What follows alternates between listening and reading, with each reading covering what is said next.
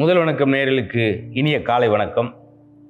ஒரு குரு ஒரு ஊரில் தன்னுடைய சிஷ்யன் ராமானுஜர் கூப்பிட்றார். வா, சொல்லுங்க குருவே, உனக்கு ஒரு மந்திரம் ஒன்று சொல்லித்தரப்போகிறேன். இந்த மந்திரம் நீ கற்றுக்கிட்டேன்னா, தெரிஞ்சுக்கிட்டேன்னா சந்தோஷமாக நிம்மதியாக எப்பயுமே நீ மகிழ்ச்சியாக இருக்கலாம். நீ மகிழ்ச்சியாக இருப்பதற்கான ஒரு அழகான மந்திரம் அப்படின்னு சொல்லி கொடுக்குறார். இன்னொன்று ரகசியம், இந்த மந்திரத்தை வேறு யாருக்கும் நீ சொல்லக்கூடாது. சொன்னால் உனக்கு பிரச்சனை, உனக்கு கஷ்டம். புரிஞ்சுக்கிட்டியா? அதனால் நீயே சொல்லி பார்த்துக்க, நீயே மன நிம்மதியாக இருந்துக்க. சந்தோஷத்தை கொடுக்கக்கூடிய ஒரு மந்திரம்னு சொல்லி குரு ராமானுஜர்கிட்ட சொல்கிறாரு. இதை கேட்டுட்டு மனப்பாடம் பண்ணிட்டு போன ராமானுஜர் ஒரு மலை குன்று மேலே ஏறி நின்றுக்கிட்டு கத்துறார். எல்லாரும் வாங்க, எல்லாரும் வாங்க, உங்கள் அழகான மந்திரம், அற்புதமான சொற்கள், இது தெரிஞ்சுக்கிட்டால் நீங்கள் மகிழ்ச்சியாக இருக்கலாம்னு சொல்லி கும்பலை புறம் கூப்பிட்டு ஊரே கூப்பிட்டு அந்த மந்திரத்தை சொல்லித்தரார்.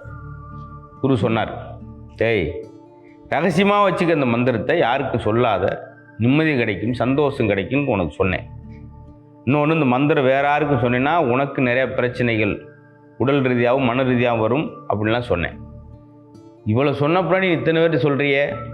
அதுக்கு ராமானுஜர் சொன்னார், அந்த மந்திரத்தை ஒரு ஆள் அனுபவிச்சு நான் ஒரு ஆளே சந்தோஷம், நிம்மதி, மகிழ்ச்சி எல்லாம் கிடைக்கிறதுக்கு ஒரே நேரத்தில் ஒரு 1000 பேர் கிடைச்சா அது மூலம் எனக்கு அந்த சந்தோஷமே எனக்கு போதும். ஏன் சந்தோஷம் எனக்கு தேவையில்லைன்னு. பார்த்தீங்களா? இப்படியும் சிலர் இருப்பாங்க. தனக்காக வாழ்வது இன்பம், பிறருக்காக வாழ்வது தான் பேரின்பம். அம்மாவே சொல்லுவாங்க, வீட்டுக்காரர் கூப்பிட்டு, ஏங்க என்னங்க பையன் ஏதோ ஒரு இன்னைக்கு என்னமோ அவன் பேக்கில் ஒரு பேனை, நீங்கள் வாங்கி கொடுத்த பேனாவா, பேனா ஒன்று புது பேனா ஒன்று வச்சுருக்காங்க, யார் பேனா எடுத்து வந்திருக்கான் பாருங்க. அட்டி பிரிச்சுட்டார் அவங்க அப்பா. ராஸ்கல், என்ன பழக்கம், திருட்டு என்ன பழக்கம், இன்னைக்கு ஒரு பேனா தூக்கிட்டு வரேன், நாளைக்கு அதை தூக்கிட்டு வருவேன், நகையை தூக்கிட்டு வருவேன் அப்படின்னு அடிச்சுட்டு சொல்கிறார். பேனா எடுத்துகிட்டு வந்து, அதான் அப்பா ஆஃபீஸ்லேருந்து பேனா எடுத்துகிட்டு வரேடா தினமும் அப்படின்னு. இது ஒரு அட்வைஸா சார்? முதல்ல நம்ம வழிகாட்டுவராக இல்லாமல் வாழ்ந்து காட்டுவராக இருக்குன்றோம். அப்படி அது மாதிரி நல்ல ஆசிரியர் அமையதே பெரிய விஷயம் சார். ஆசிரியர் என்பது ஒரு அணையா விளக்கு போன்றவர்கள். அந்த விளக்கு அணையாமல் பார்த்துக்கிட்டா தான் நிறையா விளக்குகள் அதுலேருந்து உருவாக்க முடியும்.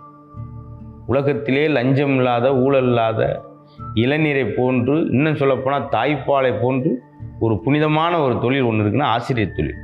போராமே பட மாட்டாங்க. என்கிட்ட படித்த பையன் சார் இன்னைக்கு இந்த டிவியில் வயசில் முத்து, ஏன் ஸ்டூடெண்ட்டு அப்படின்னு சொல்கிற பெருமையாக நினைப்பாங்க. நான் இன்னும் 30,000 சம்பளம் வாங்குறேன், 50 கோடி வாங்குறானே அப்படின்னு ஆதங்கப்பட மாட்டாங்க. அதுதான் டாக்டர் ராதாகிருஷ்ணன் பிறந்தனாலே ஆசிரியர் தினமாகும். அவர் என்ன சொன்னார் தெரியுமா? அவருக்கு நிறைய பதவிகள் வந்தது. பிரதமர் பதவியே வேணாம், நான் ஆசிரியராகவே இருந்துக்கிறேன்னு சொன்னவர். ஜனாதிபதி ஏன் எதனால் அப்படின்னா, நான் நிறைய பிரதமர் உருவாக்க போகிறேன் சார், நான் நிறைய ஜனாதிபதி உருவாக்க போகிறேன், நான் ஆகிட்டு அந்த இடத்துல உட்காந்தா இன்னும் எப்படி உருவாக்குறது இப்படி சொல்கிறவங்களாம் உண்டு. அதனால் அந்த பணி அவ்வளோ மகத்துவமானது. ஆனால் சிலர் பாருங்கள், ஒரு வார்த்தையெல்லாம் சொல்கிறார்,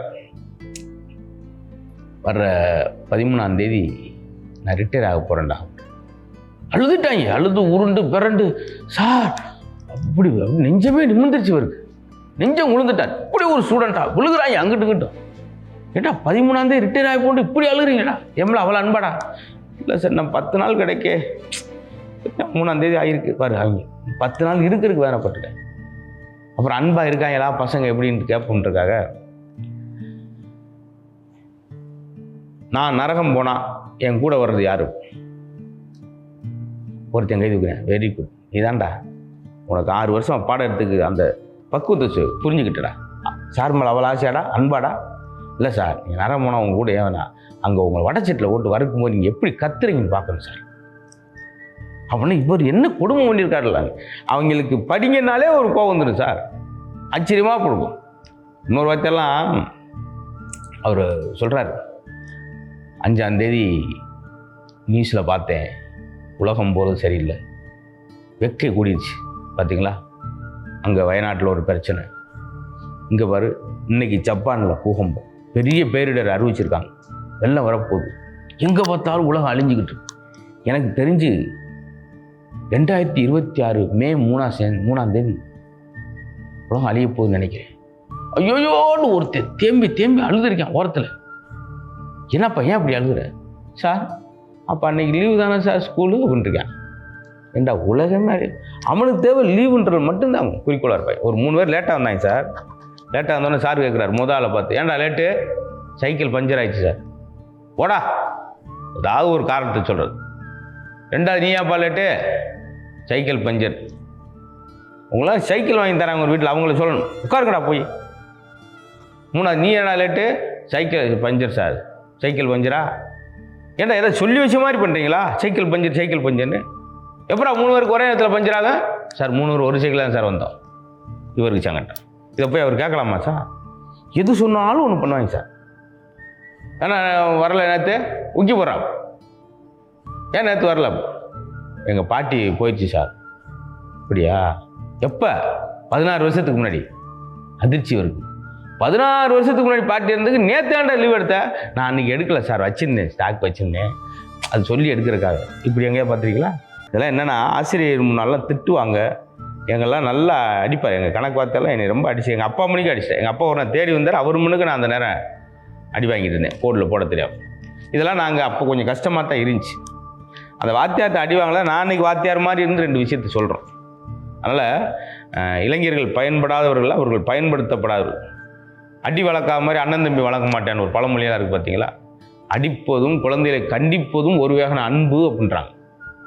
நீங்கள் எவ்வளோ ஸ்வீட் கொடுத்து இனிமையாக குழந்தைய கொஞ்சி குழாவுறது எந்த வகையில் அன்போ, அதே அளவுக்கு நிகரான அன்பு அவனை கண்டிப்பது. இப்போ கஷ்டமாக இருக்கும், பின்னாடி நினச்சி பார்ப்பேன், எங்கள் அப்பா அன்றைக்கி அடித்து அடிதாங்க இன்றைக்கி என்னை இந்த அளவுக்கு கொண்டு வந்திருக்கு. மிலிட்ரி மேனாக ரிட்டையர் எல்லாம் வந்துட்டு குழந்தைகளை பாடாப்படுத்தும். 5 மணிக்கு எந்திரிங்க, வாக்கிங் போங்க, ஓடுங்க, உடம்பு எப்படி வச்சுக்கோங்க. டென்ஷன் ஆகும். 5 மணிக்கு குளிரில் மார்கழி மாதம் நிலப்பெல்லாம் எப்படி இருக்கும்? அதை பின்னாடி நினச்சி பார்ப்பேன்.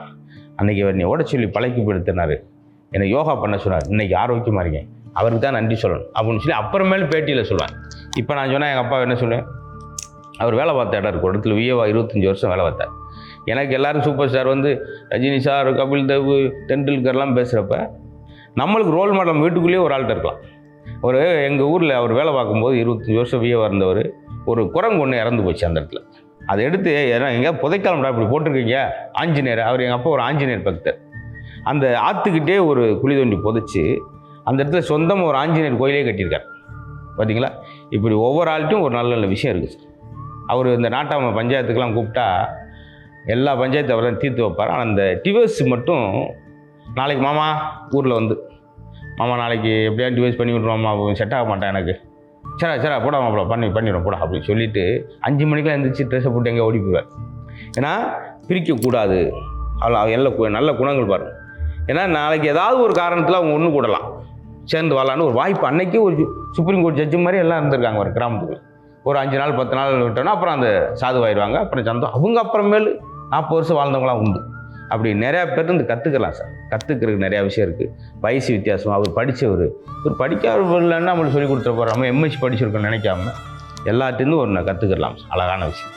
மீண்டும் சந்திப்போம். வணக்கம்.